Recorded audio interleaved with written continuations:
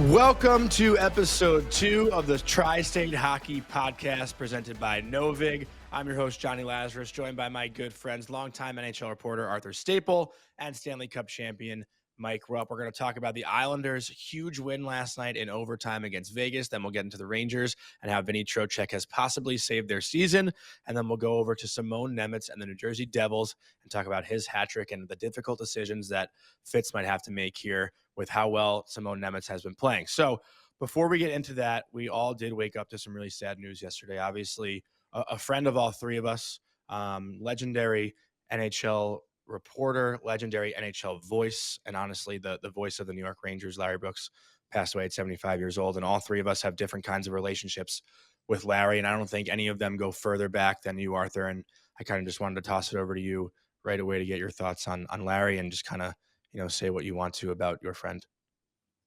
Yeah. Just incredibly sad news to hear. I'd been texting with him over the last few weeks when he was out ill, and still the same old Larry chirping about something dumb that he read. And just, that was kind of the crux of our relationship the last few years, was always being able to talk about stuff we've, in the business, and just his singular focus, even at his age and even in the last few weeks when he wasn't working, about the league. And that's kind of what a lot of the real, tributes that you saw on social media yesterday to him, just about how he was so fearless and determined. And, watching him work from a younger age, when I started covering hockey in my 20s, I was in the Rangers room, and he was a lot feistier back then with whoever came around. But, the things that I learned, the main thing that I learned from him, two things really, was that, he perfected this ability to have one-on-one conversations and relationships, even in crowded rooms with guys, and didn't care who was watching. He would keep people at arm's length. He kind of just had this aura around him. Like, you didn't screw with Larry when he was talking to somebody, whether it was another player or another media member or whoever. And I was so in awe of that like he had created that kind of circle around him, whether he was talking to Mark Messier, Jaromir Jagr, later on Henrik Lundqvist. Nobody messed with him. And that, I felt like you got to work hard to develop that kind of character in a room. And the second thing for me is always be there. We live in an age now and we're doing it here. We're talking about the league, sitting in our houses or apartments, not necessarily needing to be in a locker room. But for him, reading him, some of the things that he wrote about guys, sometimes, you felt like, oh my gosh, what's that guy going to say? And the next day he was there, he was available. Sometimes it got contentious. That's part of the job. That's how I learned. You got to be able to face the music. People are going to be pissed off at what you write sometimes, whether it's a piece of information nobody wants out there or an opinion that nobody likes, but you got to be able to be there and go face to face with people. And he could go give it right back to whoever was giving it to him. And just even the funny stories that I think about his contentiousness. I can think back to the visitors room in Tampa back in the early 2000s. Him and my other good friend, who I learned a lot from, Rick Carpinello, who was a longtime Ranger writer, getting into it, a huge fuck you shouting match 2 inches from Mark Messier's face over access or talking to him, and the grin on Mess's face because he just loved seeing people mix it up. And those two guys were just going at each other. Dale Purinton, who was the enforcer back then, running in from the other side. Those guys could hear all the shouting, and you just heard from behind me as I'm trying to think about, should I break this up? Should I let it go? And all you hear is Dale yelling, "Enough talk, get it done." And he walked out of the room. And, but the best thing to me was that the next day, Larry and Carpy made up. It's the same with Torts. And Rupp, you can probably speak to this too about Torts. The thing that I found about those interactions that I always enjoyed, really, was they knew how to put on a show, first of all, but the two of them were so singularly focused on the job that Torts is one of the nicest people I've ever met away from the rink. Asks about your kids, cares about animals, just a real human being. And when he's behind a bench or in front of a microphone, he turns into a maniac. And I felt like Larry, to me, was always kind of the same way. You could have great conversations with him away from hockey, but when he was at work, and you did not cross that line, and you did not cross him. And in his later years, as I got to know him better in the last 7 years or so, when he almost came with me to the Athletic back in 2018, wow. following him on Instagram, you'd never know what he did for a living because his Instagram is all about Scott and Reese, his grandkids. Mhm. Scott is a great little hockey player, and that's all he cared about. And to me, that's the part that saddens me the most, I guess, is that this is the thing that he cared about. He was a grandfather, a dad to Jordan, and it's sad. We're not going to have a guy like him anymore. That's for sure. Yeah, and Arthur, I just want to echo those comments that you mentioned just now about his grandson Scott. I didn't know Larry for a long time. I'm not going to pretend that we were great friends. Obviously, I didn't start going around the press box till 2023. But it's kind of funny, I guess. Like Larry and I didn't really get off to the best start. It actually took me a while to form some sort of relationship with him. To no surprise, I didn't grow up reading a ton of articles about the Rangers. I didn't read a lot of Larry's articles growing up, but I always knew who Larry was. So, when I first started going to the press box, I was definitely intimidated by him, right away. And, Rupper, Arthur, obviously, as well, but anyone who's ever been in the MSG press box, as soon as the game ends, everyone rushes to the elevator to get down to the main event level floor so you can get to the locker room. So probably like my fifth or sixth game, I'm with my backpack and I try to squeeze myself into the elevator and I actually accidentally nudged Larry. And he gave me one of those looks like, and I was like, oh shit, like this guy fucking hates me. Like, I'm done. I'm done. So I just would never, like, I walk by Larry from that moment. I just like give him a head nod and like he just head nod back. And like, I would always ask Molly, I was like, can you just like, let me know if he hates me? Like, I want to get on his good side. Like, can you try to find out? And obviously, Molly's message for Larry yesterday was beautiful, but my breakthrough, and to make this full circle with what Arthur was talking about, my breakthrough with Larry in the 2024 playoffs, a bunch of us were having beers in the hotel in Carolina, and I was sitting next to Larry. And Arthur might be the reason why we were talking about me and my playing career, because Arthur always said that I was faster than Blake Wheeler. We started talking, and I don't even know if Larry knew that I played at a high level. So at that moment, Larry started asking me about my career and then was telling me about his grandson, Scott, and how Scott played youth hockey. And Scott was like, I think Scott's a big Devils fan, if I'm not mistaken. But Larry actually brought Scott to the rink for practice one day too. So I got to see Scott, like, watch Larry be his hero. Like, how cool could that be, being 12, 13 years old and your grandpa is interviewing every Ranger player in the midst of a playoff run? Like the look on Scott's face, and anyone who's played hockey or played a sport can relate to that feeling of like playing and seeing your grandparents in the stands. Right. And I feel for him that Larry won't be there anymore. Like, that's really what gets me choked up. Like Arthur, right? Like, this is a family man. And, I had a really cool opportunity to spend a one-on-one game with Larry last season in Anaheim. We were the only two people covering the game. And, for me, that was so cool. I was in a scrum with Larry, Sam Rosen, and Peter Laviolette. Like, I was pinching myself in that moment. But, in the press box that night, I had an opportunity to ask Larry about his career and like really hear firsthand, like the Tortorella stuff and the Dan Boyle stuff and, working with the Devils. And, what I found that I was talking to him most about though was Scott. We talked about how Scott was starting Bantam hockey and how Larry was nervous that he's undersized and was afraid that he was going to start getting hit, and how when you're taught to hit as a kid, you just try to kill each other. And there was just so much joy in his voice talking about Scott. And, I feel happy that I was able to have that breakthrough with him about like the family side of Larry Brooks. And I don't really know the angry, competitive, guy that a lot of people have spoken to, just because I only got to know him like over 2 years ago. But, I can just remember how special it was, like I said, having that relationship with my grandparents. And, luckily one of my grandparents or my grandpa is still alive. But, from brief moments with Larry, I know that even though he loved the MSG press box, nothing really made him happier than watching his grandson. And I just wanted to like reiterate that, because I feel like a lot of the tributes have been about Larry's career, but the Larry Brooks that I knew was more family. And Rupper, obviously you knew him from the player perspective. So I want to pass it over to you as well.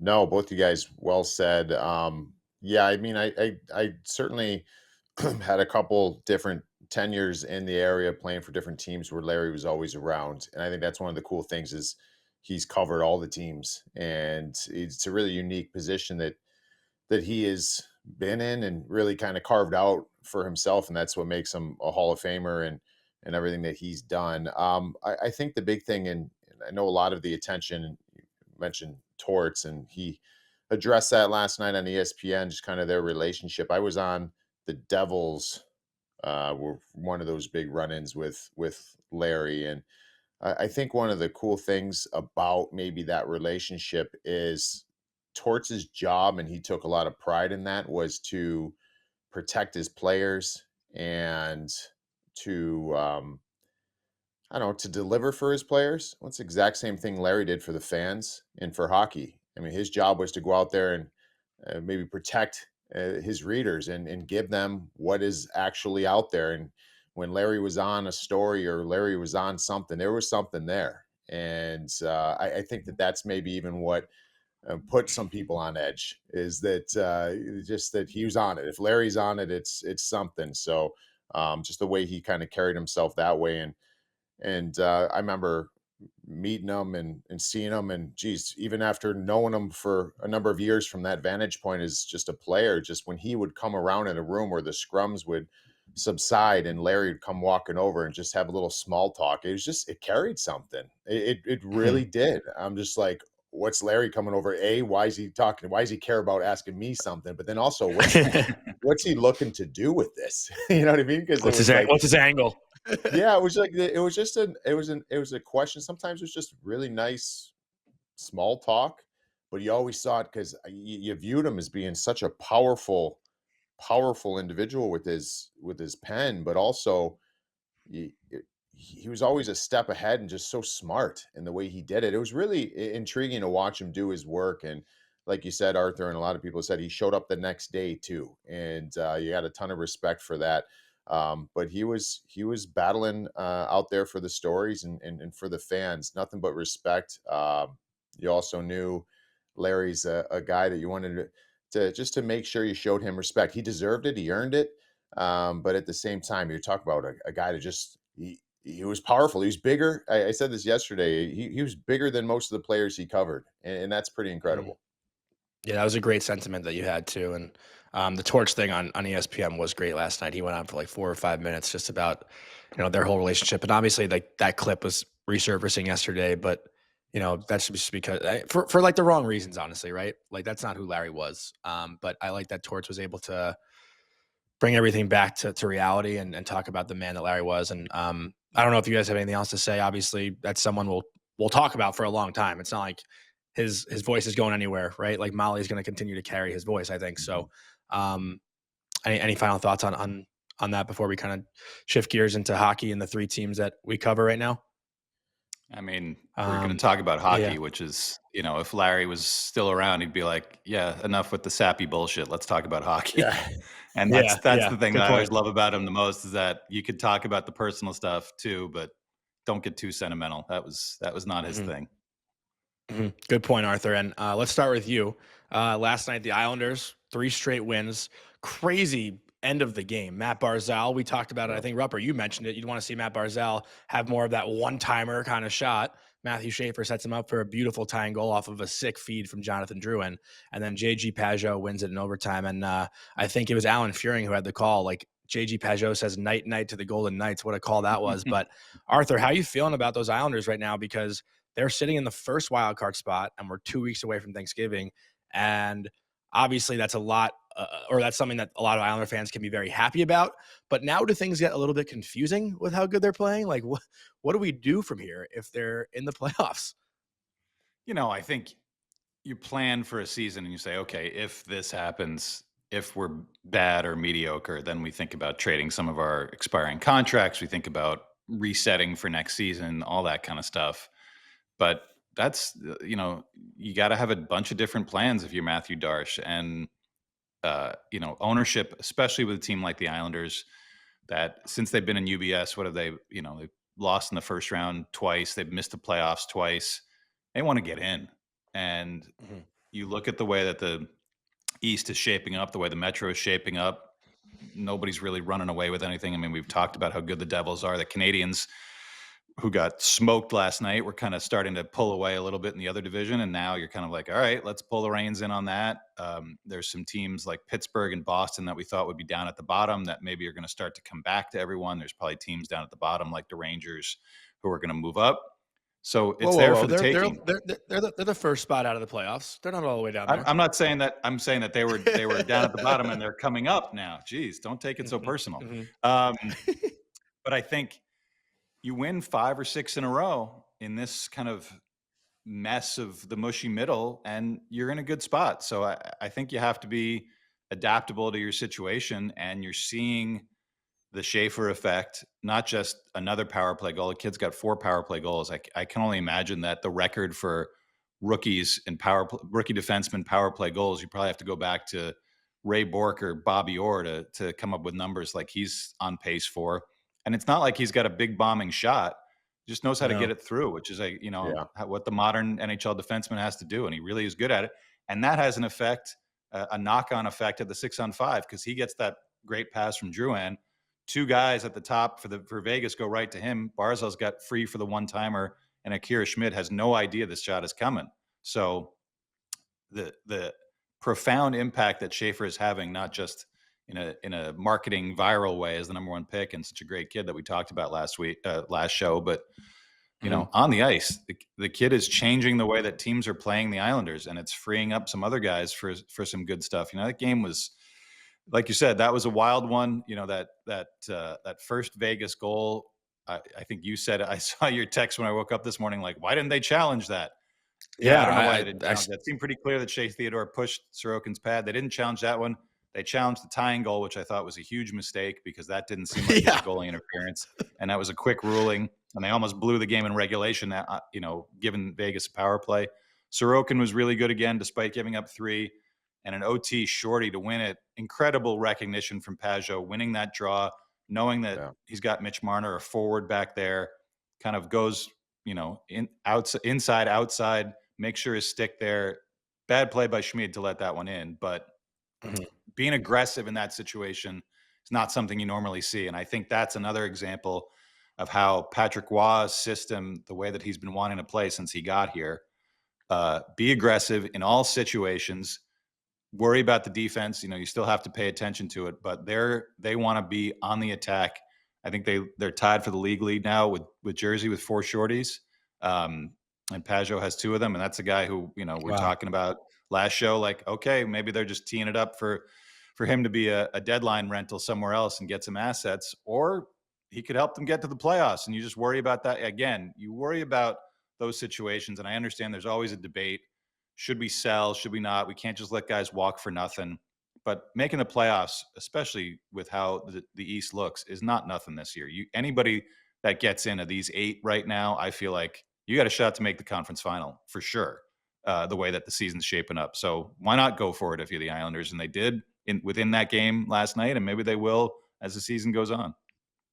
They absolutely got an opportunity here. This is here's the thing: when you look back over you're dating back a number of years now, and I have a lot of Islander fans that keep saying to me, Rupper, why do we keep running it back with the same group? Why do we keep doing this? And I think from a lot of different vantage points, when Mathieu Darche took over, that was an opportunity to, all right, are we going to establish, we got the first overall pick, we're going to establish right now that we're going to maybe sacrifice the now for the betterment of later. They didn't do that. They still kind of ran it back. So I'm sitting there thinking to myself, you had one regime who a lot of people thought that was their Achilles heel, is the loyalty to the group.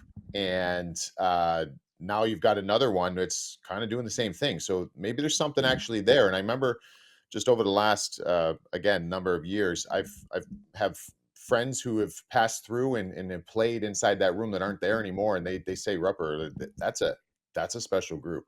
Like that is a connected group. So there's this internal belief on this team that they've got an opportunity. I think they just needed a couple tweaks in the style that they play, and they're getting that right now. I don't know where it ends here for the Islanders, but it's fun. This is a team that's finding ways, getting late goals, showing a lot of character coming back.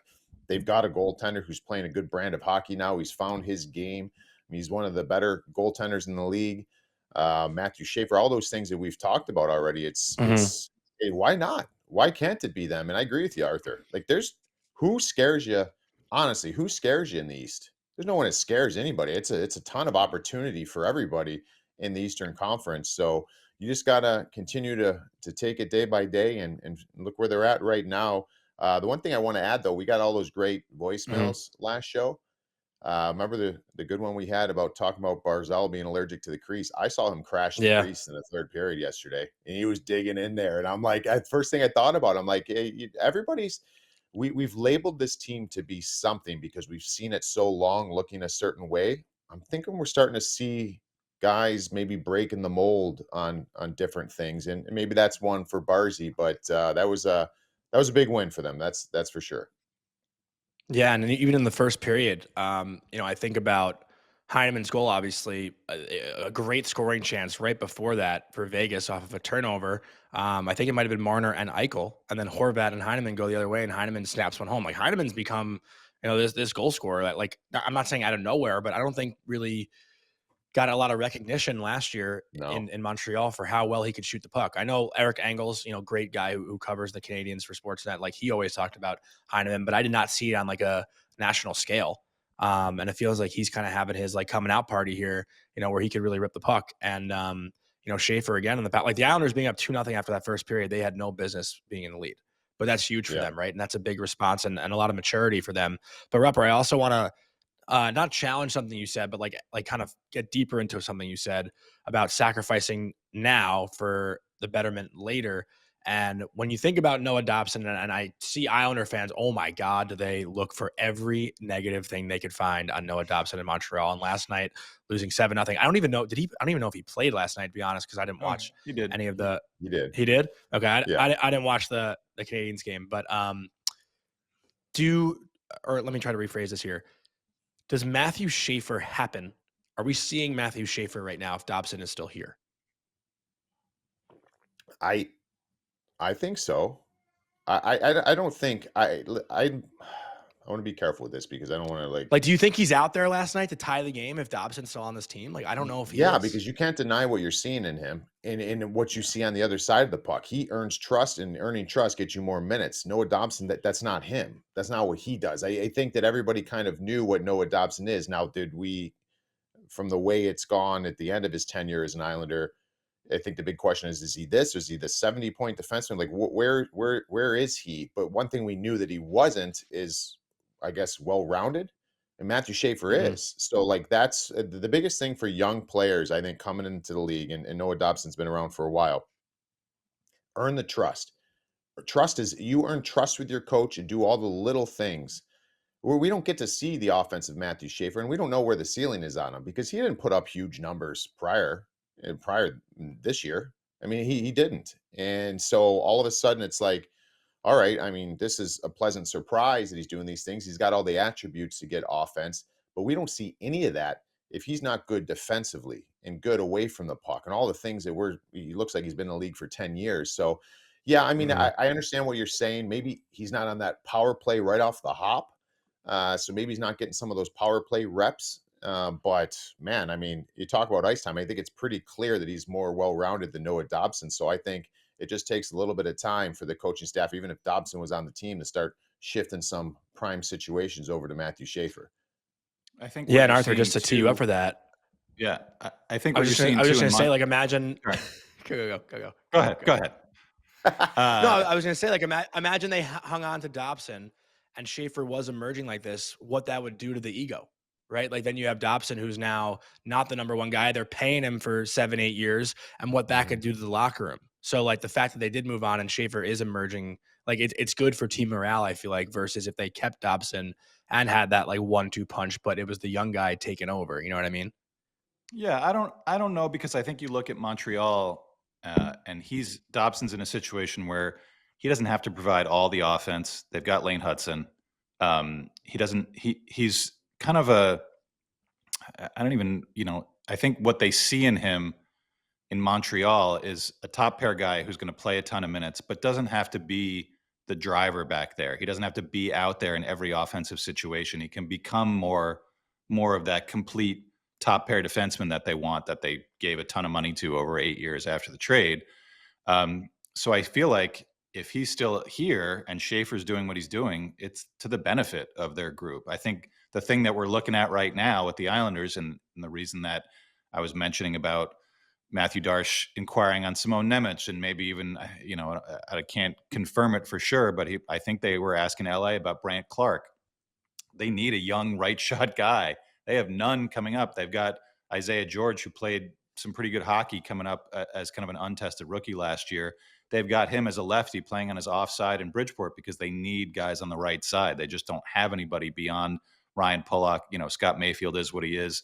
So it's Tony DeAngelo and Adam Boquist for now, as kind of being those more offensive style right shot defensemen. But those are stopgap guys. So I think if Dobson was here, I don't know that you'd want to say like, okay, well, it'll be a problem because this young uppity first number one pick is doing what he's doing. I think it's to the benefit of everybody. And I think part of the reason the Canadians wanted Dobson and committed to him so much is that they know they have Lane Hudson and they know they have a guy who can provide offense as well as Dobson.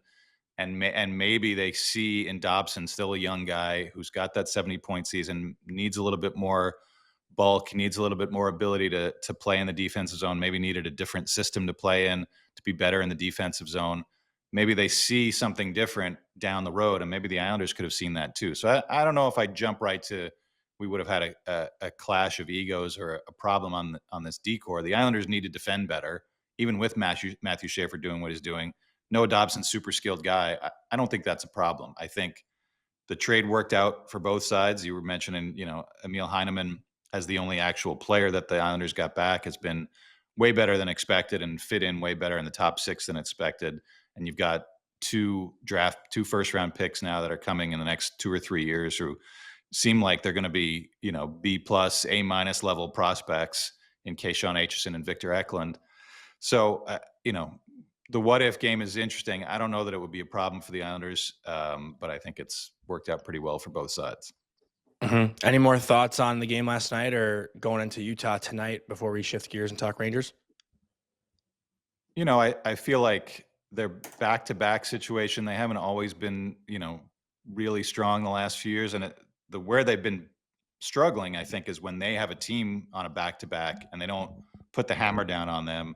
And, I think we saw that with the Minnesota game a couple of weeks ago where Minnesota came in on a back-to-back and really just put it to them right from the start of that game. So this is a different situation. I think playing their up-tempo style, I wonder with travel in between, David Riddick going in net, Sorokin's been so hot, maybe the different guy in there, and Riddick is coming off kind of an ugly start that he had last week against, I can't remember who it was, but so we'll see. I think 3 in a row, all on the road, beating the 2 local teams in their buildings before they headed out on this tough trip, and then winning that game.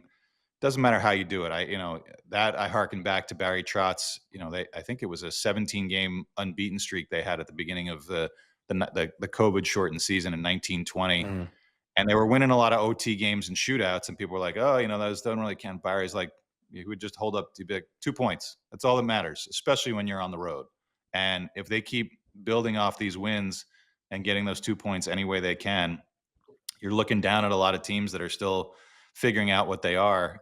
That's the best place to be. You're going into Thanksgiving, going into Christmas. So yeah, I think this is another big test tonight. It's hard to win in Utah, and they've got a good team that's going really well too. So yeah, another challenge.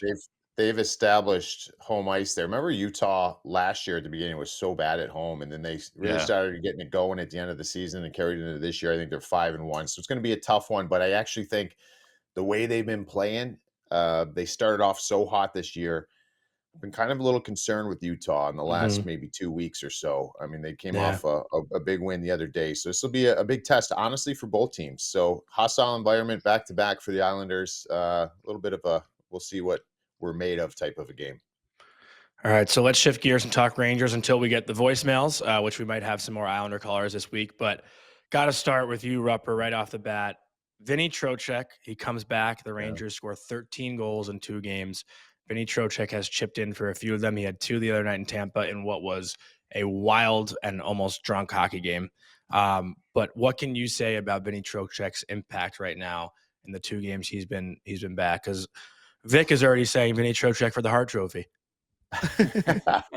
I mean, look how good. You know what's so funny how things can change so fast, because you say that tongue in cheek, but also when you're talking about even Team USA, 4 nations to Olympics, I'm thinking of changes, and we've talked about it on numerous, all of our different platforms. We're making predictions, and the one that I thought was just natural was probably Vinny Trocheck not being on Team USA, and I. Two games in or whatever it is, Yeah. I might change my tune here. I mean, how important he looked. But it's just funny how quick the world can shift on you in hockey. But anyways, though we mentioned it on the last show, and since he's come back, it's added to that. So now this is the even strength best line in hockey since the start of 23-24. I mean, they are dominant together. And I think that just all of a sudden airdropping them in was going to change it, especially how things were going for the Rangers. No, I probably thought it would take a second. Well, actually, it did take a second. It took like 1 second, and then they were back doing what they do.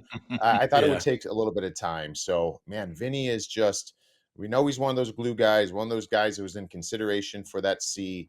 And when you're not on the team, or sorry, you're not playing, you don't feel like you're really on the team and invested and all that stuff. And all those things that the Rangers were going through, did it influence the mood on Vinny Trocheck? Absolutely. He's a guy who Mhm. cares, but it doesn't suck the life out of you. So it was like almost like he's coming in there and it's just this ball of energy. And he's got his psyche's up and it's at a different level. He's not mentally beat down for the way things were going for the Rangers on home ice. It was just what the doctor ordered, man. This has been really good for the Rangers. And I all of a sudden sit there and I think to myself, that game. So put it this way: they had that game against Nashville. I mean, you could joke around, say it was Nashville, it was whatever. You go down to Tampa, to a decimated Tampa lineup. Yeah, I If was they just gonna don't say. win that game, if they don't win that game, I I I I don't. You're still happy you kind of slayed the giant at home, but it doesn't really, it doesn't keep you on the upshoot. You're still like, man, like that was a game we had to respond in. Tampa was dinged up, they were banged up. We didn't. Where are we at? You maybe ask questions, but they go down there and they take care of business. I think you forget it. You're on top of the world right now. We got Vinny back. We're good. This has really changed the mood. I think in that room. You mentioned what the stink is officially gone. I think you're bang on. Yeah. Yeah, I think it's good to keep that in perspective, though, Rupper and Arthur. You could probably reel it back in a little bit too, knowing that Tampa was missing McDonough, missing Sorelli, missing Hedman, and then Hagel I gets don't hurt in think you like the first care. three I don't think minutes. you care Yeah, because you I won. You don't think twice about it. Yeah, It's if you lose, right. that's where it gets you. Yeah, you can but with that, you can pick mhm, apart where they shoot. I mean, they literally are shooting 33% the last two games. They were 6 for 18 yeah, against Nashville and 7 for 21 against Tampa. You're not going to catch Andre Vasilevsky having that bad a game, and obviously like the Will Borgen goal that hits a stick and looks like an alley mhm, oop pass and goes in the net. Like they were so snake bitten those first few games. The hockey gods owed them these last two with the onslaught of goals, but also. Yeah, I mean, I don't think you can discount 8-1-1 on the road from this team. You're going to win games at home. It's going to come. They're not going to be this bad at home all season long. There's just no chance. But you've established yourselves as the best road team in the league, too. I understand that they haven't been through Denver yet. They haven't been through some places where, they haven't been to Utah. They haven't been to yeah, Vegas. that's But coming up. you win the games that are in front of you on the schedule, and Nashville was there for the taking. They took it. Tampa with an AHL lineup was there for the taking. They took it. Like Rupper said, you got to win those games. It doesn't matter who you're playing, what you're up against. They've been the frustration has been the thing that's been keeping them down because they couldn't score for a month at home. And they were missing a guy like Trocheck, who's a Mhm, puzzle piece. He's not an all-star. He's not, to me. He's not a top all-star type player, but he puts everybody in the right spots. It's no coincidence, like we were saying in the last show, why Alexi Lafreniere has had his two best games of the season, because his center is back. He's not floating around playing with unfamiliar guys, and Panarin really the same way. So, um, yeah, they're feeling good about themselves. And I think when you're that frustrated and you're that, throwing things or cursing or whatever, breaking sticks, like when it breaks, I think you start to see the sunshine come in and illuminate those corners like, oh, yeah, we're doing that really well. We're defending really well, or we're doing this really well. Like suddenly it starts to turn. And I think whatever Mike Sullivan's been preaching, that maybe guys were kind of like, yeah, but we can't fucking score. Now that you can score, you're listening to the rest of it too. So I feel like this is a situation for them. They've got Columbus coming up. They win that one. I think you could see them get off on a long run here, much like the Islanders, where like you put 5 or 6 together in a row. All of a sudden, you're looking down at these teams that have been still trying to figure out what they are, and there's a lot of them, and you start feeling really good about yourself and saying, okay, now we can start to think about we're in a playoff spot, we're doing well.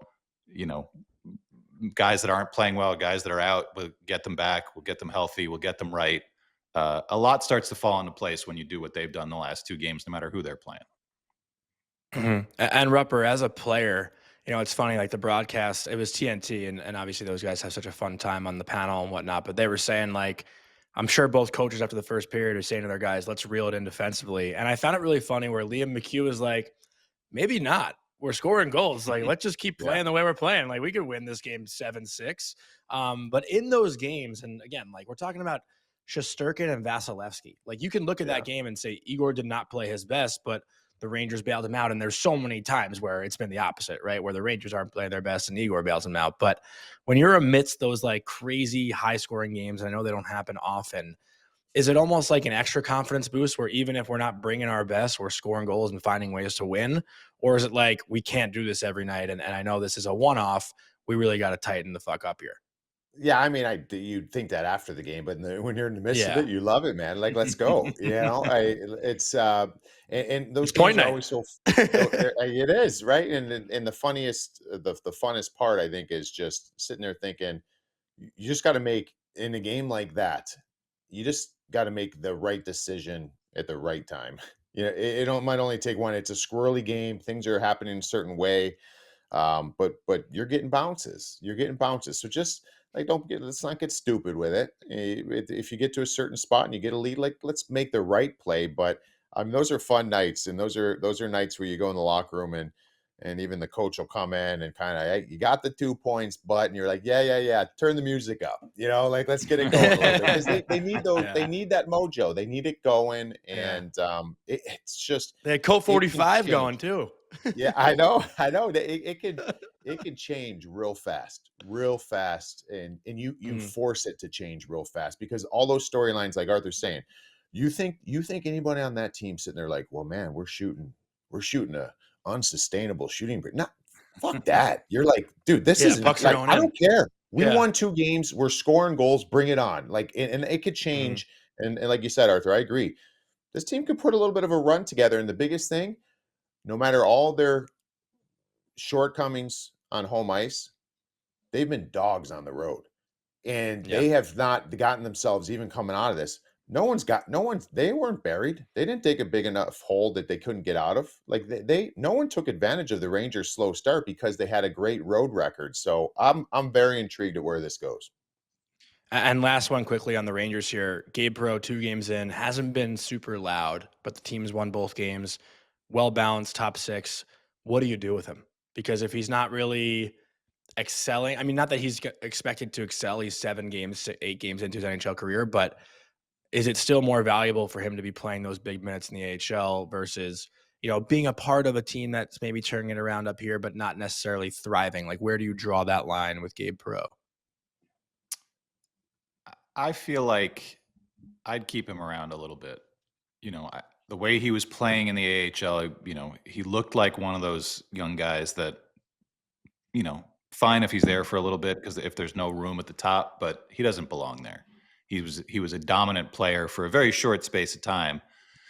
But I feel like the way the Rangers bottom 6 looks, and maybe when Matt Rempe gets back, maybe that's your dividing line.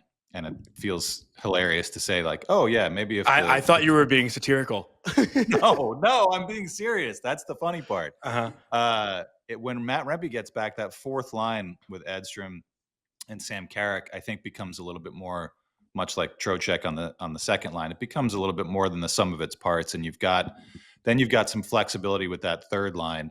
And yeah, I don't know that you want not just Perreault stuck on the 3rd line and the second power play unit indefinitely where he's getting 12, 13 minutes or even less than that. But he's stuck with a group that, you've got Taylor Radish on the other side, Connor Sheary's in the mix. You're not putting him into a spot where you're saying like this kid can grow here with these guys necessarily. So yeah, I think once Rempe gets back, maybe that's the dividing line to see if he can do something. And even if he does do something, maybe you just don't have room for him there at the time. And I think he's the kind of kid who's got a head on his shoulders to be able to adjust and say, okay, I haven't popped here yet. I can go back. They'll call me back up when somebody gets hurt. I'm the first guy they're going to bring back if they need a wing. So I think it's a good taste for him. And I think he should stay for a little bit and kind of see, you're not always going to be anointed a top 6 guy right from the jump. I don't think he has that kind of skill set where he has to be playing 20 minutes a night to be effective. So he's got to learn to maybe grind a little bit on that third line. It's not a group that you're relying on to score necessarily. So it's a good opportunity. And to me, whose spot is he taking there? Is he taking Connor Sheary's spot? Is he taking Juuso Parsonen's spot? I don't know if those are guys you want blocking him from learning more things at the NHL level. Agreed. Well said. Yeah, he can provide things that some of the other guys can't. And so let's smoke out what we have here and I agree. I think you keep him around. And I mean, Connor Sheary's on this roster, and the relationship with Mike Sullivan, he could be used a million different ways on this team, and he could be effective. That's how he's established himself and been in the career. In the league this long, is he has had times where he can run with Sidney Crosby on the top line, but he's also had times where he could play fourth line and he could do reasonable things for you and be fine at adjusting. So use that to your advantage and let's smoke it out with the kid here. Let's see what he can bring, because he's got a higher upside than some of these other guys. And I just think that this is a team, when you look long-term, and it's all about, and I hope Gabe Perreault doesn't evaluate himself on the night-to-night basis on points. And I know that's really hard to do when you're playing in the top line or top 6 role, but it goes back to what we were saying before. Just keep earning trust. If you keep earning trust with Mike Sullivan, you'll keep in those. You'll stay in that spot because you can provide something. It'll eventually start coming for you a little more consistently offensively. But I just think that this team is way more dangerous, and I love them. I love Will Cooley. But if you're looking at this from 20,000 feet, if you have a team that you can have Will Cooley on your third line, you got a good hockey club. If he's in your top line, that's fine because he could do it. We've seen that. But it also shows that maybe what you don't have on roster that puts him in that position. Yeah. No, well said by both of you guys. Let's shift gears. Let's talk Devils. Obviously, Shimon Nemec is the big story. Devils fans, I'm already seeing the trade talks happening. I don't know if we should rush to that conclusion because you want to see how everything looks when everyone comes back and is healthy, but you got to give the kid credit for what he's doing. I mean, that overtime goal was a snipe. I thought Jack Hughes was the best player on the ice, obviously, in the second and third period in that game. Luke Hughes, big question mark, right? Like third period, he turns the puck over, Chicago scores, and he gets blocked by Lafferty for the go-ahead goal. But what did you make of that Devils game in Chicago the other night? Very exciting back-and-forth battle. And I guess where the Devils go now with Nemec and his confidence. Because I asked you guys last week, like, he's got to almost play himself out of the lineup, right? Like he's keeping himself in, even if the whole team is healthy right now. So he even said, like, with Dougie out, someone needs to score goals. He said that on his post-game interview. But I'll start with you, Arthur. What did you make of that game and Nemec and kind of everything we've talked about the last week here? Well, I think Nemec caught the first episode of our show, so I appreciate that. We talked about the chances that he might get traded, or at least people inquiring about him. But yeah, I mean, it's, he had, we see some of those charts or whatever, but looking on Clear Side Hockey, chance differential, high danger chances on, for and against, mid danger chances. He had, I think he was, in terms of expected goals, I think he was plus 2.76, which might be the highest number I've seen on that site all year for anybody. Wow. So he was on for a ton of good stuff, was not on for a ton of bad. And Chicago had a lot of good chances in that game. So it wasn't like it was one-way traffic where everybody was on for a lot of good scoring chances. But you love to see him be in scoring positions. He's not shying away from jumping up from, beaver tailing that like giving the high sign to Jacob Markstrom in OT while Chicago's changing. He's not playing like a guy who's hesitant or scared in any way. And that, I think, is the best outcome. The hat trick is obviously great. The results are great, but seeing him being in scoring position as a defenseman, being smart about it, not sacrificing anything at the other end, and playing heavy minutes, that's what you want to see from a young guy. And I think the confidence is through the roof for him now. So yeah, you don't take him out. Pesce will be back eventually. Dougie will be back soon. Even when Kovacevic is ready to come back, if he's playing like this, you make other arrangements. Honestly, like I understand how we were talking about it the first show, but this is a kid quickly that changed. when it's going like this, you start to reevaluate. You kind of erase a little bit of the whiteboard that you've got for your future plans. And I'm sure we'll get into it as the season goes along, and we see some of the insiders talking about the Devils are big game hunting. What can they do? They're kind of in a tough cap situation, and Dougie Hamilton's name could be out there. I don't know how you trade that contract in the middle of the season, and the people that I talk to are kind of saying the same thing. Like that seems almost impossible. Summertime is a different story. Anybody can be moved in the summer if you get creative enough. But in season, to be able to move him right now to bring back a huge asset, whether it's pie in the sky, you make a trade for Philip Forsberg, excuse me, you make a smaller trade for a top 9 forward or another capable defenseman. I don't think you're getting that, be able to kind of move that off the books right in the middle of the season. I could be wrong. Fitzy maybe could work some magic, but I think if Nemec keeps playing this way, then yes, that conversation is not really a conversation. You are making space to keep Nemec in the lineup, and particularly in the top 4. So, and again, just want to jump in on Luke Hughes. I know that some Devils fans watching him play or say, looking at the charts and saying, like, oh gosh, he's really struggling. This kid's playing half the game on his offside. Give him a break. This kid. He's awesome. He's just a good player. He's going to be a good player there for a long time. And like Rupper said the last show, he is sacrificing for the good of the team, moving to an unfamiliar side, being asked to play every other shift, playing on all, playing PK, playing PP, playing in overtime. Like, let's let this kid breathe a little bit before we start saying like, I don't know about him in this long-term deal. So yeah, I think the way that they're piling up points while they're so banged up is super important too. And as long as they keep doing it until guys get back, I think they're fine. Yeah, no, it's I'm trying to think of like different scenarios where, as long as this team is towards the top like they are right now, and probably will be, I think, for most of the season, something's got to give there. I mean, it's and what I mean by that is, in the reports out there that they are big game hunting, it's something has to give, salary cap wise, and then team structure wise. So not now, what do you have an over abundance of in some regards?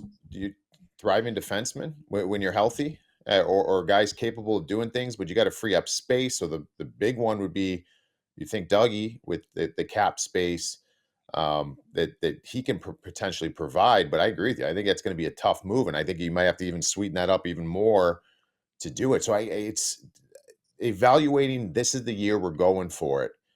It's one of those guys has to get moved. I believe it's going to happen. And so Nemec is only helping this situation.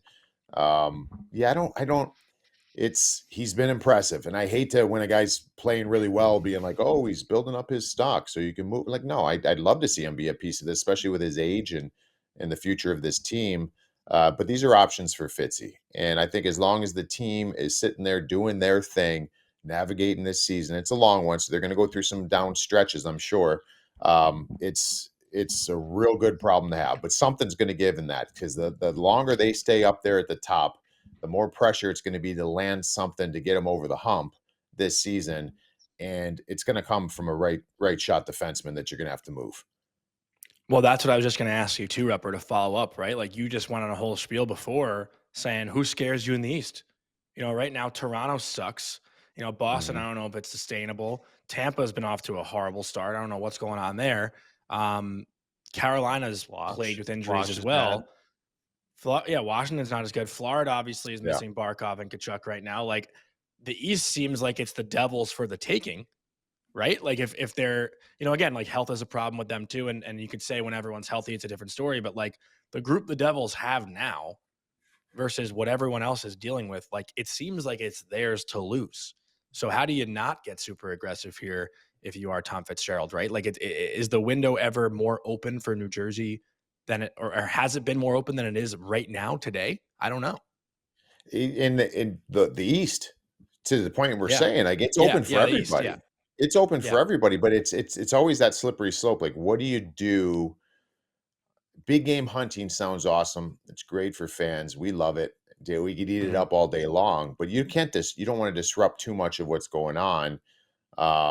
We've heard things like a Blake Coleman, a name like that. I mean, those types of ads would be incredible. Having him coming back to Jersey, I think that there's a ton of eyes from all teams on the Calgary Flames and on numerous players. And Mhm. so we'll see what. I always love trades happening earlier, give guys time to acclimate. But yeah, no, it's for the taking. It's for the taking. And then you go back to Dougie being hurt. I mean, let's go back a couple years when you're talking about the goaltending saga in New Jersey, and the fans were all over Fitzy. Why aren't you making a move for a goalie? You know that this is an issue that he didn't do it. And then you go back to last year. We got this cap space. No Dougie Hamilton. Why isn't he making a move? Because he's looking at the long game. You got one shot at it. You got one shot to pull the trigger at the right time. I think this year is that right time because of the circumstances in the East. We'll see what Fitzy does with it. Mhm. And obviously, now you got Arseny Gritsuk playing on the top line too. He's a guy who's come out of nowhere, right, and helped the Devils a little bit more when it comes to offense, and that could buy them a little bit of time as well. Like, he's a guy I feel like that everyone's going to start talking about soon too. Had a great game in Chicago the other night, but I guess you can kind of compare him with Heineman and the emergence of some of these players. Like, Noah Yeah. Laba is probably another one for the Rangers. It's great to see these guys who, I don't want to say like come out of nowhere, but fill a void that teams don't even really know they had necessarily, if that makes sense. Like, obviously the Devils had their own issues, but Gritsuk has certainly like plugged a hole there. No, he's been a huge surprise, and I just one thing I wanted to tag in here that to touch on is how about Sheldon Keefe switching things up when things are going pretty good? Like, this has been a Mhm. team that's won a lot as of late, and what does he do? He ends up, hey, let's switch it up. I'm not getting enough. I'm not getting enough from line two. We're gonna try to figure out a way to um, spur that on a little bit, and inherently you get other guys with production, and he basically is saying to his team, I believe in you guys. You guys will figure it out. Like, we're a good hockey club. We don't have to stay and stick with what we know. Like, let's be creative here. We've gotten ourselves in a situation to do that, and he knows what buttons, or wants to find out what buttons he can push later on. But I came across this stat the other day. It was incredible on this. The Hughes Mercer Gritsuk line 5-5 against Chicago. 29-5 in shot attempts, 10-1 in shots. There's 12-0 scoring chances for 5-0 in high danger chances. Expected goal share, they had 96.15. Like, you know what I mean? Like, to have that luxury of just, hey boys, Yeah. let's mix it up. Let's mix it up, and we need to get some other guys going. And then you have inadvertently this line do that. I mean, they've got some nice options here. Mhm. Yeah, it's a good point. I mean, that 96.5. Yeah. And we also, Cody Glass got hurt, didn't play left that game Yes, early. We were I'm talking concerned about that one. We talked about yeah, it last I mean, episode. I thought he was we, really going to get a long look, but he can't stay healthy in his career, and it's so yeah, frustrating because he can play and he's so helpful.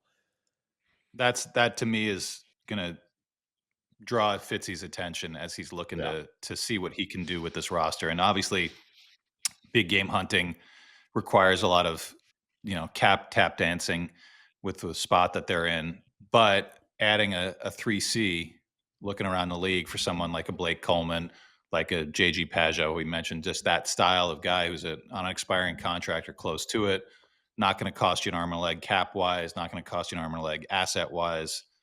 That might be a smarter move to make ahead of the deadline and plug that hole with a more, a healthier guy.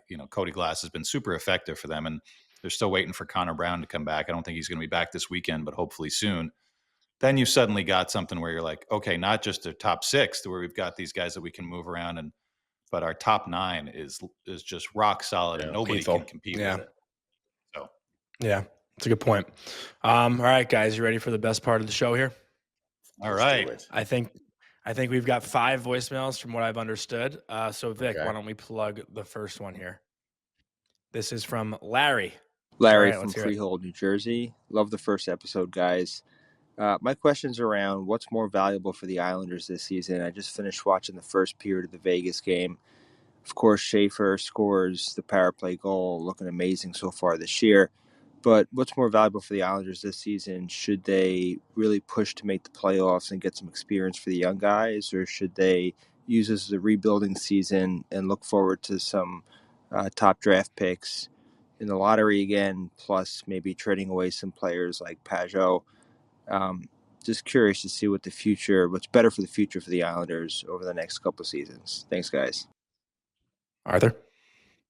I think we talked about it. You have plan A and you have plan B, and maybe you go all the way down to plan Z, because who the hell knows what the season's going to bring, and who could have predicted that there'd be a dozen teams within 3 points of each other as we're headed towards Thanksgiving. And like we've been talking about, no team that really scares you in the East. It's not like 3 or 4 teams have separated themselves. And, Islanders are, since that bad start, what are they, 9-3-2? That's the record of a good team. And if you can run it with this group and you're not going to sacrifice anything in terms of your top prospects, which they now have a few of, to make the playoffs, you go for it. I mean, this concept, I'm not talking about Larry in particular, but like it seems to be a very binary choice for fans. It's either we tank or we sell, we mortgage our future to make the playoffs and try to get a Stanley Cup. Everybody's trying to get to the playoffs and win a Stanley Cup at the beginning of the season, with maybe 1 or 2 exceptions. And you just sort of see how it goes. I think it's the old, every GM that I've ever covered uses this phrase when you get within a couple months of the deadlines, like, my team is going to tell us what we're going to do in that at the deadline. And the Islanders right now are saying, let's make the playoffs. I don't think that means they're going big game hunting or anything, but I think you ride with how they're going. They're going really well. It's fun to watch. I think the fun part doesn't mean a whole lot in some other contexts, but for this team, the way that they played the last half a dozen years, I think it means something, especially to their fan base. So yeah, let's sit back and, I mean, not that much fun for us in terms of rumor mongering or whatever, but let's sit back and watch what they do these next couple of weeks before we start saying sell or buy or whatever we're going to say about them. Arthur, what did you thinking back to their 2 East finals? How was I know those were the weird seasons, but how was their record going into the playoffs? Do you remember those? I don't remember. They were kind of a surprise to go where they went, right? And in the year that got shut down because of the pandemic, they had that 17-game unbeaten streak, and then they just completely went in the shitter. That's right. Adam Pelech tore his Achilles playing sewer ball, which is one of the all-time bizarro injuries. Right after New Year's, and so they were in bad shape. They were sinking like a stone. They only got in because they were in the play-in group that was in the bubble, and they were healthy. They caught fire, and they had made the trade for Pageau, excuse me, at the deadline right before everything shut down. It all kind of came together in a weird way. I mean, it was such a horrible time for the world, but I think Islander fans have a weird memory of it where it's just like, oh yeah, that was like, things were like, the delay really helped them. And it's just like, I don't know if I want to go there, but so that was that year. And then the next year with the kind of the regional divisions and the limited schedule, they kind of crept in. They started on the road. I think all 3 of their playoff smoked the Rangers. I mean, that first game, the Rangers were not, but they were good, not great.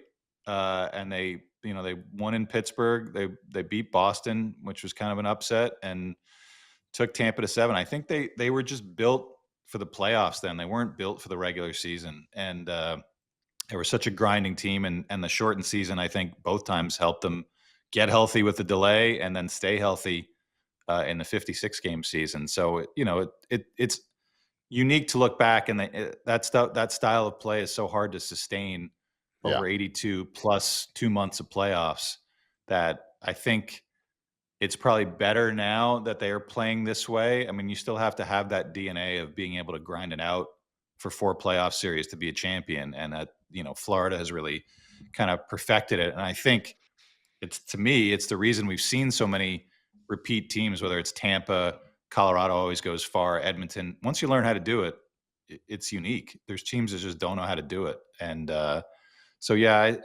I think their regular seasons have not been as important to their long runs, even going back, not to the dynasty years, but going back a few years. Even you think about 93 when they upset the Penguins on the way to the conference final, they kind of snuck in that year too. So not a long history of the Islanders being a dominant regular season team. So this is maybe when you have an opportunity to make it, you got to go. You got to, and you said it. They will determine what Mathieu Darche does here. But I think with the roster and the commitment you've made with this group over and over, and those guys that experience that, they want to go for it. They want to go for the playoffs, and you never know once you get in. So yeah, I don't. It's not always the answer too, and I agree with you. It's not black and white always, where it's let's tear down or dig in and go for it. I mean, you asked the Detroit Red Wings, it's been a time. It's been a long time, probably way too long. Mhm. And they chose to, hey, let's tear it down, do it the right way. And we think that they look a little different this year, but I mean, it's been a while. And you talk about a franchise that was there for so long and now they're not. The playoffs are squirrely. You can't sit there and be like, oh, we'll go for it in a couple years. Like, good luck. It doesn't always come that easy. Yeah, well said. Vic, let's play the next one. Good question, Larry. This is from Joe. Hey, boys. Joey calling in from Rockville Center, New York. Huge New York Rangers fan. In the third period in Tampa Bay on Wednesday night, Sullivan swapped Cooley and Perreault. Do you think we'll see this more often when NYR is protecting a lead on the road or on home ice? Excited for the pod? Thanks so much. Thanks, Joe. And we kind of talked about that a little bit in Gabe's first game, right? Where Mike Sullivan sat Gabe after they got scored on, put Panarin with Zibanejad and Miller to kind of protect Gabe a little bit. And late in the game, Gabe's, again, not known for his defense, right? So you have Will Cooley, you put a guy out who you trust to close out a game. And this is common at any level of hockey, right? Like you put out the guys, I knew when I was playing in college, the last 5 minutes, if we're up by 1, I'm not seeing the ice, that's just kind of how it goes. I don't think that's like an insult to Gabe. I think that's just a head coach protecting a young guy. And at some point they'll trust Gabe to play, the last 5 minutes of a game and help close it out. So that would be my answer. Not sure if you guys have any different view on that, but I don't mind that at all when you do that. I'm certainly not going to tell Mike Sullivan how to manage his team because he knows what he's doing. I'll just speak from experience where it's the chicken and the egg, because I get it. The move makes sense, and it's about winning that game that day, and you want to go with the guys you have trust in or that have experience in those situations. But I've also been in that situation where early on when I came in playing like in a top 6 role and getting into a third period, not seeing much ice time because we were winning. Mm-hmm. It's tough for the psyche because it's very, very clear they don't believe I can get the job done. Like that's how I would take it. So I'm going to pay attention to that. I'm going to work at that. I'm going to days off. I'm going to get practice, like watch some video. I'll do all those things. But at the end of the day, you don't have to tell guys things. The actions speak louder. So he's not handling it wrong. He's doing the right thing, Mike Sullivan, but it's really important to at some point put him in a situation like that.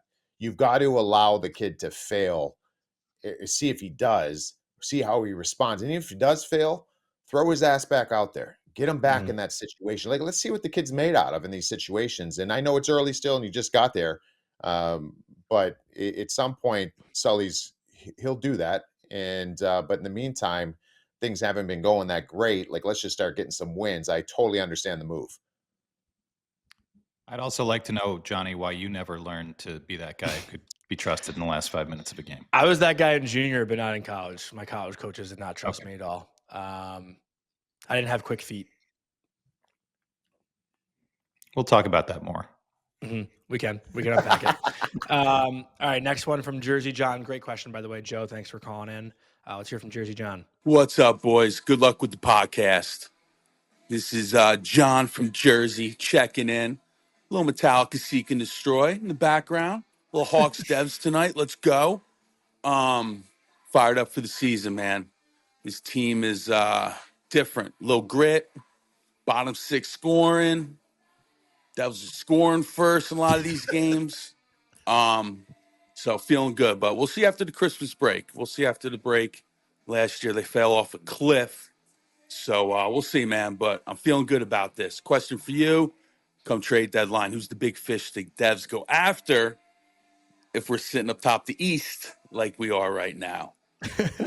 Let's go Devils, baby. What a call. What a call from Jersey John. That was the best one so far. Yeah, I love that. Good. That was good. I like, will there be one specific big fish? It doesn't seem like I feel like the big fish is Panarin right now, right? Like, yeah, they're not trading him to Jersey. Yeah, Sorry. Sorry, John. So I don't know. That's a hard one to say. I mean, we're even talking about how free agency is going to be such a dud next July because everybody that's decent is already getting locked up because teams are going to have cap space in the future and they understand. I think the Leafs Mitch Marner scenario is spooking everybody a little bit to kind of say, like, we're going to lock up our guys. You even see it in Calgary, the owner coming out and saying, like, I don't want to trade Nazem Kadri, which makes no sense to anybody from the outside because they need to start taking a direction out there. So yeah, I mean, you're using some common sense to say, like, are they, is Nashville going to start selling off? Are they going to trade Philip Forsberg? Yeah, you'd love to have Philip Forsberg on your team if you're the Devils. Going to cost an arm and a leg. So maybe someone from that Nashville roster that's intriguing could work for them. Are they going to look further down the lineup? Like we were saying, Blake Coleman would be a great top 9 addition, more of a third line guy. J-G Pageau if the Islanders fall off. So, I think now it's so early to try to identify, who might be good. Is Buffalo going to trade any of their guys? Doesn't seem like it. St. Louis, Jordan Kyrou was a healthy scratch the other day. Is that a guy that you'd want to commit to? I guess Alex Tuck, maybe, Arthur. Yeah, maybe he's the guy. Yeah, I feel like I mean we're just kind of basing it off what we see from these organizations. Buffalo doesn't seem like we're trading I mean they get pushed into a corner by their stars who don't want to stay and they've got to make moves, but they're very reluctant to do that kind of stuff. So I think you got to look at the teams that are falling out of it, and unfortunately for the Devils and for Jersey John, nobody's out of it. You can see Buffalo kind of heading to the basement. You can see a couple of those teams at the Calgary, Nashville at the bottom, St. Louis, but nobody's out of it. We're going to have to wait a while to see who's ready to sell anybody good, if there's really going to be somebody big that the Devils can get. That was our first call with like walk-up music. Yeah, I didn't hear it. I think it needed to be up. Yeah, Jersey John, crank that shit next time a little louder. Maybe that's our new. Maybe that's our new thing. Maybe that's our new thing. Our callers, give us a brief glimpse on what you got rocking with. Just turn it up a little bit. Theme music for the voicemail. Yeah, slow fade down into your question, but nice passion from Jersey John. Yeah, the biggest one for me, I don't know what's a fit, what's not a fit. All I do know, and you mentioned. Calgary maybe not, or saying they're not interested in trading Kadri. He's the one. He's the one that if you're making the playoffs, you should pick up the phone and call Calgary. And if they're going to stick to that, make them tell you that and try to persuade them, because I think he is the guy. And everything that's happened recently, we can compare it to those different things. Sam Bennett won the Conn Smythe this past season in the playoffs. Okay. Playoff Sam, all those things that he does.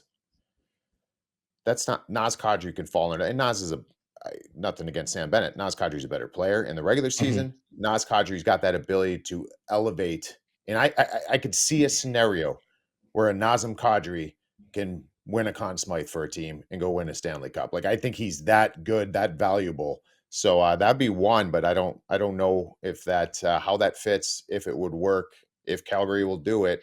Yeah, I don't know. Maybe I don't know if we say big fish or big game hunting for the Devils. I'm not sure that should be the proper, or like the only way of looking at it. The subtle moves might be exactly what they need. Yeah, well said. Only got time for one more today, guys. So sorry if we don't get to your call. We always appreciate the people who do leave the voicemails, but this will be the last one. This is from Rish. Hey guys, this is Rish, Islander fan up in Central Mass, and this is the season of thanks. So first I want to say thank you to you guys for that first episode. Very much enjoyed it. And I'm also super grateful for being an Island fan. Honestly, I lucked into it. I moved to Long Island from the UK when I was a little kid. My family knew nothing about hockey, and I had a buddy who had Sports Channel. We started watching Islanders, and I fell in love with it. But there were plenty of Rags fans around me, and God forbid that I had gotten sucked into that world and became part of the most fair weather, conceited, entitled, schmarmy fan base in the NHL. I'm so grateful every day that I'm not part of that. But there is a problem here, and I actually do have a question, which is I'm raising my kids as Islander fans up in Massachusetts, and apart from them seeing me throw things at the television every time Mark Messier gets on the screen, or me yelling at Hank every day, they don't get it. They don't feel that hatred. And so my question for you guys is, how do I teach my kids my idiotic hatred for the Rags? Thanks. Great voicemail. Another great one. Oh, Rich, that's fantastic. Well, Johnny, I'm going to throw it to you because you grew up a Ranger fan, probably surrounded by Islander fans. I mean, I know it's kind of a 50-50 split on the island, especially for guys your age, because you came of age when the Rangers were good in the 2010s and the Islanders were not as good. They were okay. Yeah. So I'm always curious. You know, I grew up in the middle of Manhattan with a brother who's still at 60 years old, a crazy Ranger fan living out in Vegas. So that kind of shaped my youth for who I rooted for. But, you know, what about you? When you're in the middle of it, do you hate them more because your buddy or your next door neighbor has an Islander flag or a little sticker on their backpack or whatever? So I don't know how old the kids are, but yeah, that's a great point. For me, you hate the team because you hate the fans. Like, it's going to school every day. It's going to school every day after the Islanders beat the Rangers the night before, and your buddy's in a Tavares jersey and he's saying, "Your team sucks. We beat you guys on the road 5-0." Like, you know what I mean? Like, that's where the hate comes from. It's from the kids at school. It's from your buddies that are chirping you. It's not from like watching a game being like, "Oh my God, Matt Martin is so mean. I hate him." You know, like that's not where the hatred comes from. It's funny. Like, there was only one player I really hated growing up, and it's funny who that player is. And I'm not sure if you guys would even really know. Actually, I guess two players. I hated Crosby and Malkin, just because the Rangers always played the Penguins, and every playoff series, it felt like, you know, it was those two that were getting under the fan's skin. Like, Malkin would throw those extra cross checks behind a play. You know, how Malkin gets a little bit aggressive when he's rattled. And then Sid was, you know, in the early stages of Sid's career, like, there was a lot of stuff with the refs and the complaining and all that stuff. So for me as a little kid, like, I always just heard the Garden crowd also saying, like, Crosby has a vagina, you know what I mean? Like, all that kind of stuff. Like, that when I was 12 years old, that's what I'd hear. So I inherited. Wait, they're mean? They're mean sometimes? Rupper, you'd appreciate this. In the 2008 playoffs against the Penguins, there was actually a guy, and MSG, the way it used to be, kind of like the Coliseum, you'd be able to walk around the arena, but like from the inside, so you could see the ice. There was a guy in a scuba outfit wearing or with a sign that said, "Hey Sydney, nice dive, 8.7," and he was walking around the Garden the entire game holding that up. So, like, for me, like, that's where my hatred came from, like, actually being in the arena and feeling it. But also, like, it was really my best friend was a Devils fan, so he'd always talk shit. And he was actually at Game 7 as a 7-year-old when you guys won it, which was super cool. And then, you know, my other best friends were Islander fans. So it's just constantly talking shit with your friends. That's where it comes from, I think, for me, if that helps answer the question. And for you, Rupper, I want to jump in. You know, you're not from the area. I know you live you live around here now, but you played for two of the teams. While you're there, I'm sure you can kind of cosplay the hate because you want to win, but you can never match the fans' intensity. Does it ever get to that same level?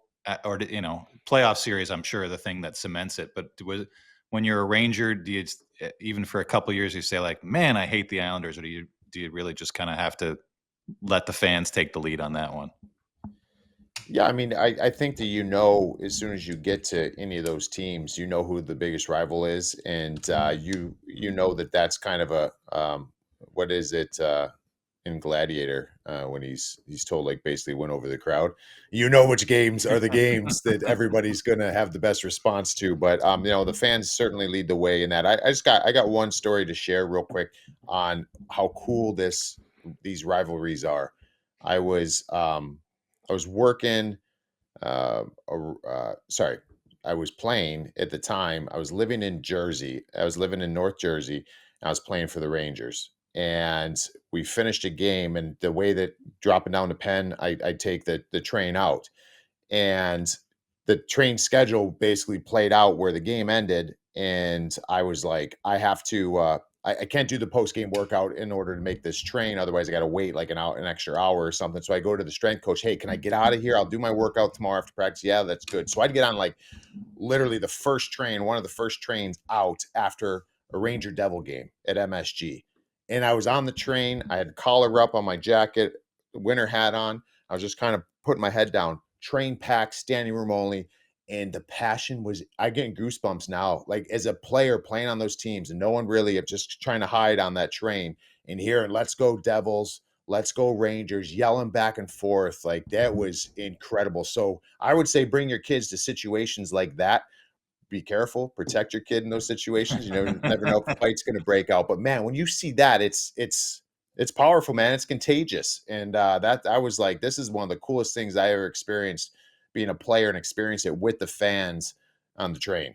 Rupper, I mean, the subways after a game, the train after a game, there's so many fights that break out too from fans. Like the amount of like stupid arguments and drunk people I've seen on trains that are like throwing fists at 12:30 at night after a late game. That's always the best. But I agree, like they have to experience it, right? Like that's where the hate really comes from. It can't really be taught. But I do got to say we are running on time for today's episode. I do want to give a quick word from our sponsor, Novig. So this show is presented by Novig, the future of sports betting. On Novig, you can play against other real users, not the house, and it's the only commission-free exchange. So you keep every dollar you win. You'll get better odds than traditional sportsbooks, meaning you're 10 times more likely to win in the long run. So choose the best odds or offer your own. Trade Novig coins for fun or Novig cash to win real prizes. Sign up with code DailyFaceoff to get $50 in Novig coins when you spend $5 on your first purchase.